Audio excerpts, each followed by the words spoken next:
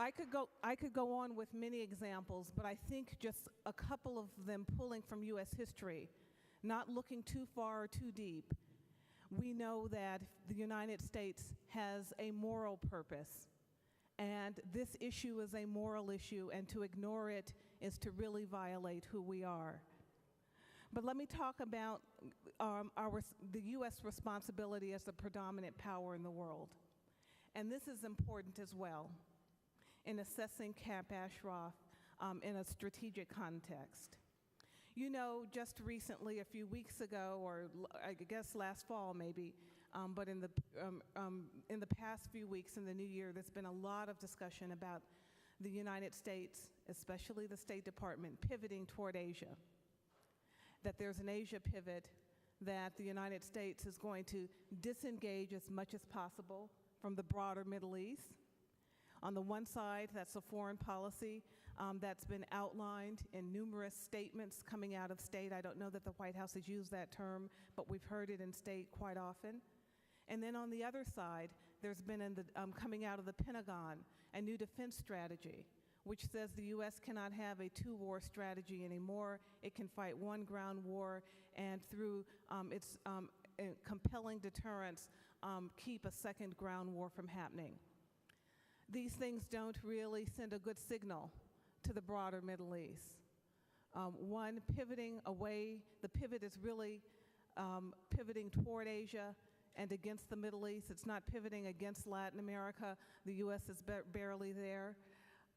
And the new definition of Asia, not just traditionally as it's been the Northeast Asia, but to really include the Indian Ocean and Southeast Asia as part of this new strategy, saying we can't have boots on the ground in the Middle East anymore, despite the fact that since 1945 or so, the U.S. for most of that time has had a 2.5 war strategy. Now it will barely have a 1 war strategy.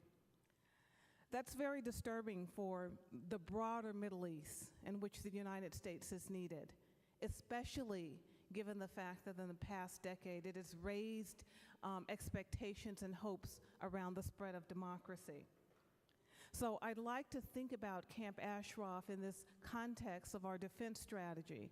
And it's not just the diplomats on the 7th floor of the State Department that we need to talk to, but it's also those in the Pentagon who, for whatever reason, some who may want this, some who may be forced to do it, are signaling to the region that we're going to leave on the ground. We can decide to take MEK off the terror list, but if we don't have boots on the ground and have a firm military strategic commitment in the region, as we look to other parts of the world, nothing good will come out of what we do on the diplomatic side.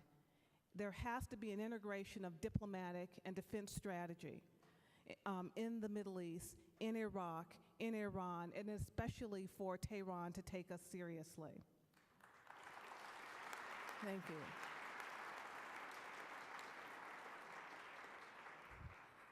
So I'm here today as an independent scholar, as a volunteer to this human rights movement that I'm learning more about by the hour.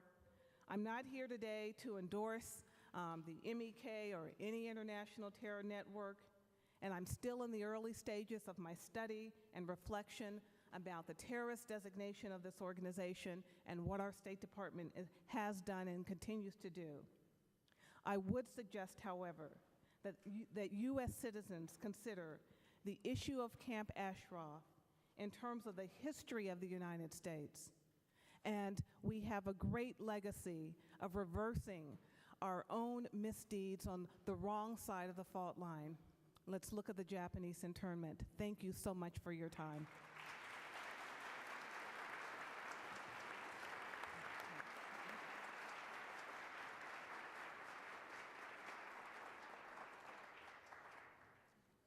Well, thank you very much, Professor Skinner. That was also wonderful.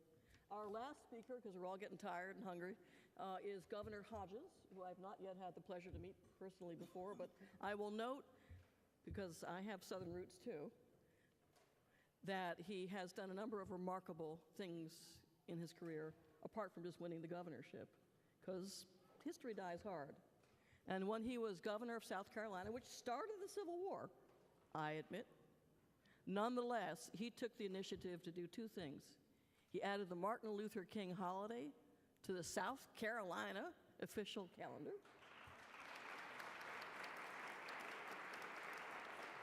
And as we say down south, that ain't nothing, that's something. And he triangulated in a morally positive way the issue of whether the Confederate flag should fly at the South Carolina Capitol. And it was a little Clinton-esque. No longer, I take it, flies over the building. It's somewhere on the ground. But he basically said that the South, though it stood up for its view of what states' rights were at the time, should recognize history, should recognize the progress of civil rights, and be sensitive to the symbol that was sent by having that flag over the state capitol. Iconography, symbolism is very important. And I think in a funny way, that's the theme for today, that it's true, we are a diaspora nation. We care where we came from. We care about the people we left behind. And therefore, the Iranians and the Iraqis are people that Iraqi and Iranian Americans care about. But we should also be careful about the iconography, the symbol that we're setting. If we tuck tail and go back on our obligations, if we say he should do it, if the Congress says the State Department should do it, I would never wait for the State Department. Or says the court should do it, Congress can do it too. So each branch of government has a separate and independent responsibility to take all of its own powers to act in a way that can advance the humanitarian plight of the people who were stuck at Ashraf. So as a slightly Southern person, I'm really honored to present Governor Jim Hodges.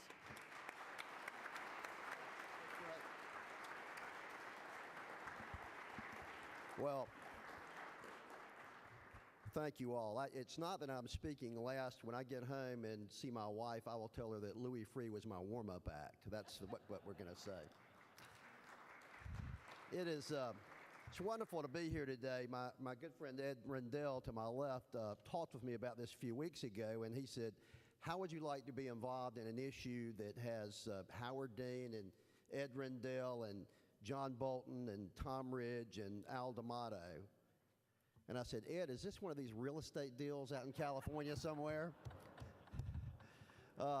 And then he explained a little more to me about this issue, and it really struck a nerve with me. What a wonderful panel you've had today of exciting people from different areas of U.S. life, remarkable life experiences and work experiences, all who have a common feeling about this very important issue. And I won't try to take too long, but I do have a few things to say about this issue.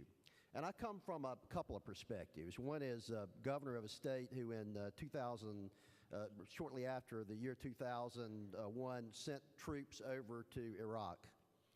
I would go with our National Guardsmen who are living on those trips and their families and send them off. And I thought, they're doing a real mission for the United States here. So I want to make sure that those who gave their time in Iraq and those who gave their lives and those families, that it was worthwhile. That experience that they had was worthwhile for our country and for the Middle East, and it indeed did some great things.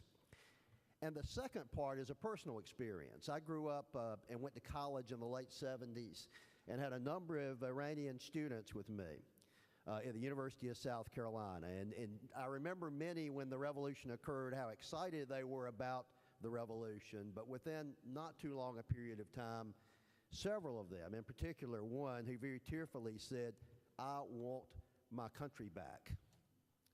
And it made me think here today, and I look out in that audience, are you like that? Do you want your country back? I believe you do. You want your country back.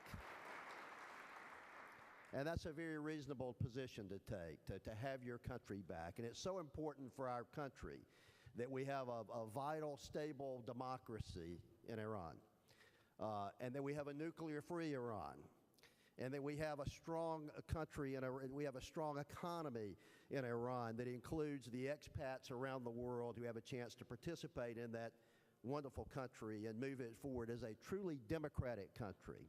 And that's why this issue we talk about today of Camp Ashraf is so important. Because those people in Camp Ashraf are fighting the good fight.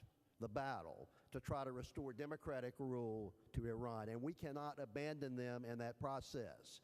We must work with them to make sure first that they are kept safe in this camp. I saw those terrible atrocities and looking at the film of what happened there. We need to make sure that those residents there are safe at all times.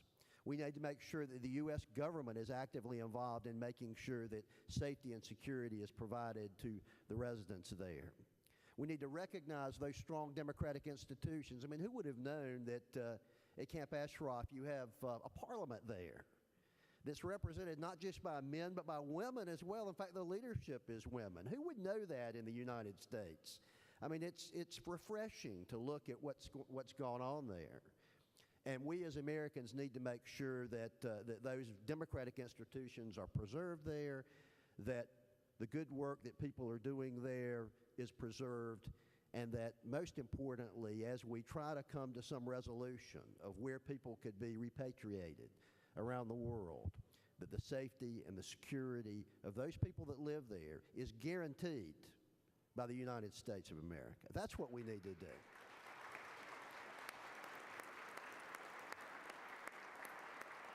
And if we do that, I strongly believe that you will continue to see Iranians both at home and abroad, those in the United States and all around the world, as my friends have said, in places like Paris and Australia and other places around the world where Iranian exiles are.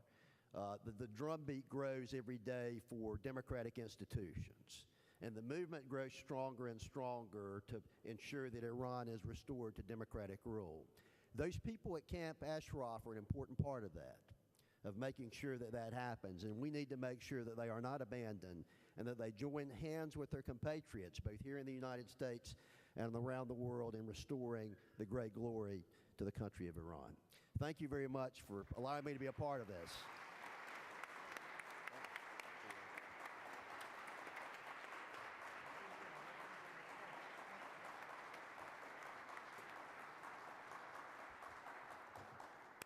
Well, that more or less wraps it up. We have had a stunning array of people.